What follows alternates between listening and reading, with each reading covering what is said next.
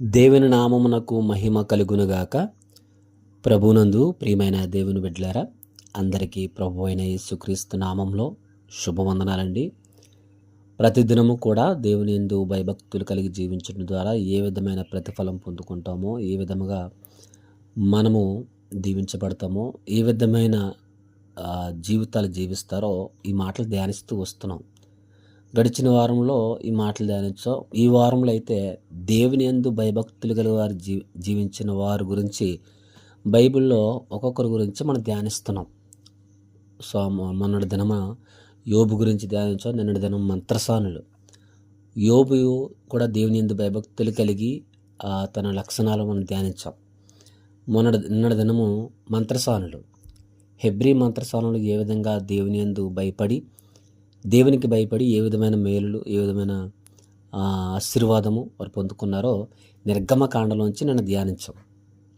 ఈ దినము కొర్నేలి అనే భక్తిపరుడు గురించి ధ్యానిద్దాం. కొర్నేలి అపోస్తల కార్యంలో ఉన్న 10వ అధ్యాయము కొర్నేలిని గురించి మనం ధ్యానిద్దాం. చిన్న ప్రార్థన చేసుకుని ధ్యానిద్దాం.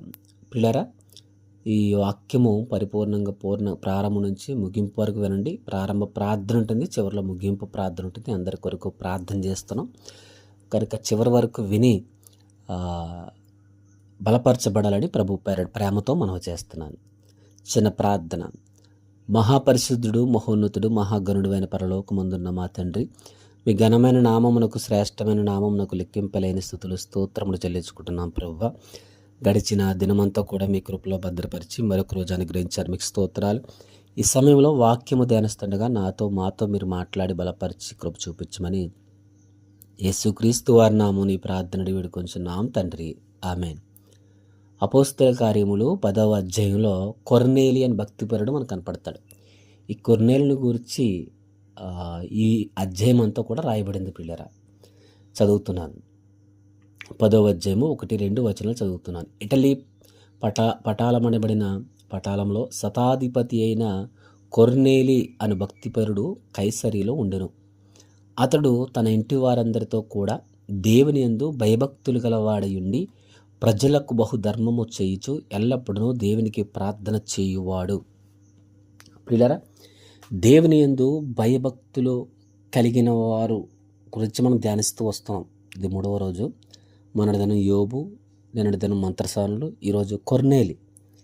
అంతకుముందు దేవుని యందు భయభక్తులు కలిగి జీవించడం ద్వారా ఏ విధమైన ప్రతిఫలం, ఆశీర్వాదం పొందుకుంటారో, ఏ విధంగా వారు జీవిస్తారో మాటలు ధ్యానించుకుంటూ వచ్చాం. అయితే ఇక్కడ కొర్నేలి గురించి మనం ధ్యానిస్తున్నాం. ప్రియులారా, కొర్నేలి అంట దేవుని యందు భయభక్తులు గలవాడై ఉండి ప్రజలకు బహుధర్మము చేయుచు ఎల్లప్పుడూ దేవునికి ప్రార్థన చేయుచుండెను. ఈ కొర్నేలి రోమా సామ్రాజ్యంలో ఒక అధికారి. 100 మంది పైన ఇతను అధికారి, శతాధిపతి అని రాయబడి చూసారా. ఈయన 100 మంది పైన అధికారి. రోమా సామ్రాజ్యంలో పనిచేస్తున్నప్పటికీ అక్కడున్న నమ్మకాలు, అక్కడున్న విశ్వాసాల వైపు తిరగలేదు. కానీ ఎంతో కొంత యూదుల సాంగత్యం వల్ల మొత్తం మీద నిజమైన దేవుని గురించి తాను ప్రార్థిస్తూ దేవుని యందు భయభక్తులు గలవాడై ఉన్నాడంట. దేవుని యందు భయభక్తులు కలిగిన వాడు ఉన్నాడు. ప్రజలకు ధర్మము చేస్తున్నాడు. ఎల్లప్పుడూ దేవునికి ప్రార్థన చేస్తున్నాడు. ఇటువంటి భయభక్తులు కలిగి భక్తి జీవితం చేస్తున్న కొర్నేలికి దేవుడు దర్శనమిచ్చాడు. ఏమండి, దేవుని దూతే కొర్నేలి దగ్గరికి వచ్చేసింది. మనం చదివితే ఇక్కడ 3వ చూస్తే, పగలు ఇంచుమించు 3 గంటల వేళ దేవుని దూత అతని యుద్ధకు వచ్చి, ఏమండి, కొర్నేలి దేవుని యందు భయభక్తులు కలిగి దేవునికి ప్రార్థన చేస్తూ బహుధర్మము చేస్తూ నీతిగా భక్తిగా జీవిస్తున్న కొర్నేలి దగ్గరికి దేవుని దూతనే వచ్చేసింది. ప్రియులారా, కొర్నేలి దేవుని నమ్ముతున్నాడు, దేవుని యందు భయభక్తులు కలిగిస్తున్నాడు. దేవుని యందు విశ్వాసము లేదు కానీ, రక్షణ భాగ్యము లేదు కానీ దేవునికి ప్రార్థన చేస్తూ ఉన్నాడు.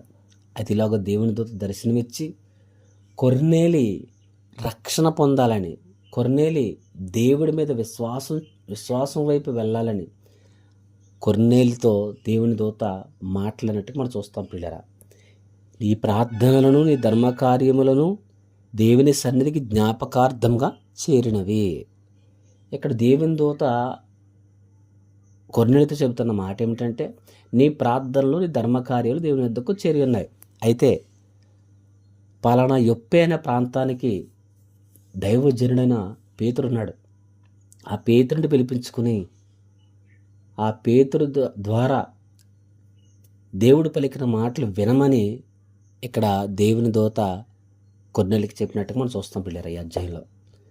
అయితే కొర్నేలి దేవుని యందు భయభక్తులు కలిగి ఉన్నాడు కనుక దేవుని యొక్క దూత మాటకు లోబడి తాను దేవుని దూత చెప్పిన ప్రకారమే కొంతమంది తన దగ్గర ఉన్న వారిని పంపించి తన పనివారిని పంపించి పేతురుని మరలా పిలిపించుకుని పేతురు ద్వారా దేవుని మాటలు విని ప్రియులారా అక్కడ బాప్తిసం పొందుతాడు. తన కుటుంబం, తనతో పాటు బంధువులు, స్నేహితులందరూ కూడా రక్షణ భాగ్యాన్ని పొందుకుంటారు. ఇదంతా కూడా ఈ అధ్యాయం మనం చూస్తాం. పిల్లల పేతురు యూదుడు కాదు, యూదేతరుడు. యూదులు ఇతరులతో సాంగత్యం చేయరు. యూదులు ఇతరులతో సాంగత్యం చేస్తే అది అశుద్ధం అనుకుంటారు. ఇదంతా కూడా పేతురుతో దేవుడు మాట్లాడి దర్శనమిచ్చి పేతురును కూడా కొర్నేలి దగ్గర నడిపిస్తాడు దేవుడు. ఈ విధంగా నడిపించి అక్కడ రక్షణ భాగ్యాన్ని కొర్నేలికి అనుగ్రహిస్తాడు దేవుడు. ఇదంతా జరగడానికి కారణం ఏంటంటే ప్రియులారా, కొర్నేలి దేవుని యందు భయభక్తులు కలిగి జీవించాడు. కొర్నేలి దేవుని వైపు నిలబడ్డాడు. కొర్నేలి నీతి వైపు నిలబడ్డాడు, యథార్థంగా జీవించాడు, అనేక ధర్మ కార్యాలు చేశాడు. అందుకనే 35 వచనం చూస్తే, ప్రతి జనములోనూ ఆయనకు భయపడి నీతిగా నడుచుకుని వారిని ఆయన అంగీకరించును. ప్రతి జనములోనూ కులభేదం లేదు, మతభేదం లేదు, రంగు భేదం లేదు, ప్రాంతీయ భేదం లేదు, ఏ భేదము లేదు. అందరూ ప్రభువుని నమ్మవచ్చు, విశ్వాసించవచ్చు, రక్షించబడవచ్చు. ఇక్కడ కదా ప్రతి జనములోనూ ఆయనకు భయపడి, అంటే దేవునికి భయపడి నీతిగా నడుచుకున్న వారిని ఏం చేస్తాడంటే ఆయన అంగీకరిస్తాడు. ఇప్పుడు యూదులకే కాదు రక్షణ, పాత నిబంధనలో వారు లేవియాకాండలో ఉన్న అక్కడున్న అశుద్ధమైనవి అవన్నీ చూసి యూదేతరులకు దేవుడు కాదనుకుంటారు.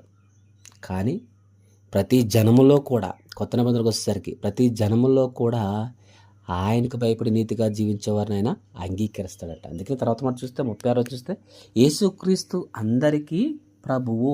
ఏమండి, ప్రభుల వారు అందరికీ ప్రభువు, దేవుడైన కనుకనే ఇక్కడ కొర్నేలికి సువార్త ప్రకటించబడింది.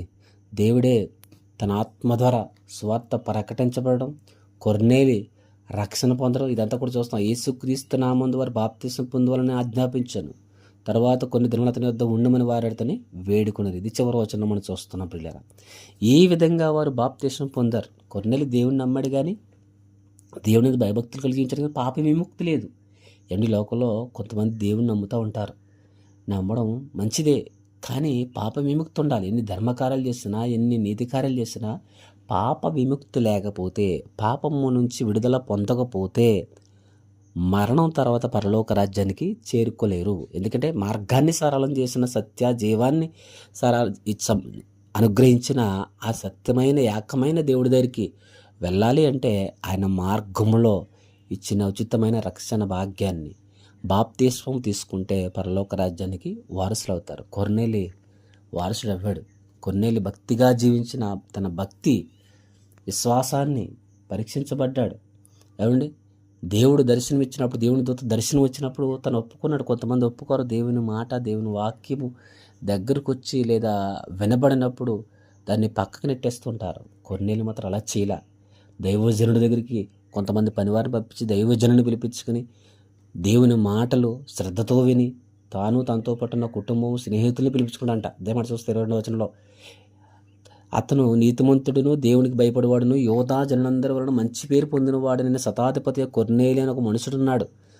అతడు నిన్ను తన ఇంటికి పిలవనంపించి నీ చెప్పు మాటలు వినవాలని పరిశుద్ధ దూత వలన బోధింపడని చెప్పాను. అప్పుడు అతడు వారిని లోపల పిలిచి ఆతిథ్యం ఇచ్చాను. ఈ విధంగా కొర్నేలి ఎంత భక్తి గలవాడో ఇక్కడ మాటలు రాయబడింది కూడా. నీతిమంతుడిగా నీతిగా జీవించడానికి దేవుడే తనని పట్టుకున్నాడు. దేవుడు తనకు రక్షణ భాగ్యాన్ని అనుగ్రహించాడు సేవకుడు ద్వారా. అవును పిల్లలు, రోజు నీతిగా నువ్వు జీవిస్తే దేవుడు నీ దర్శిస్తాడు, బలపరుస్తాడు. నువ్వు ఏ జన్మలో పుట్టినా, ఏ జన్మలో వ్యక్తివైనా సరే, ఏ జన్మలలోనూ వ్యక్తివైనా సరే, ఏ జాతి కుల భేదం లేదు, రంగు భేదం లేదు, జాతి భేదం లేదు, ప్రాంతీయ భేదం లేదు, ఏ భేదము లేదు. అందరూ రక్షించబడాలని దేవుడు కోరుకుంటున్నాడు.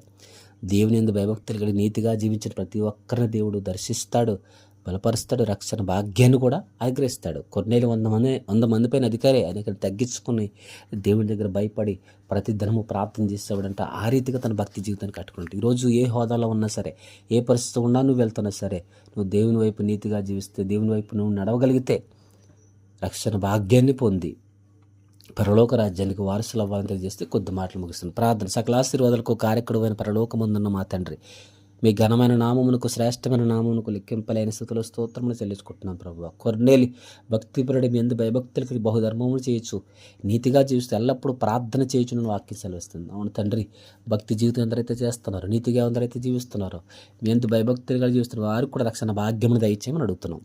రక్షణ పొందిన బిడ్డలు పరిపూర్ణంగా మీరు ఏదైనా సహాయం దయచేయండి. ఎందరైతే ప్రార్థన సొడుగురో ప్రార్థన సొడుగులు దయచేయండి. ప్రతి కుటుంబ చుట్టూ మీ కాపుదలు దయచేయమని, ఎక్కడైతే ఈ మాటలు విన్నారో బలపరిచి ఆశీర్వదించమని యేసుక్రీస్తు వారి నామమున ఈ ప్రార్థన వేడుకొంచున్నాం తండ్రి.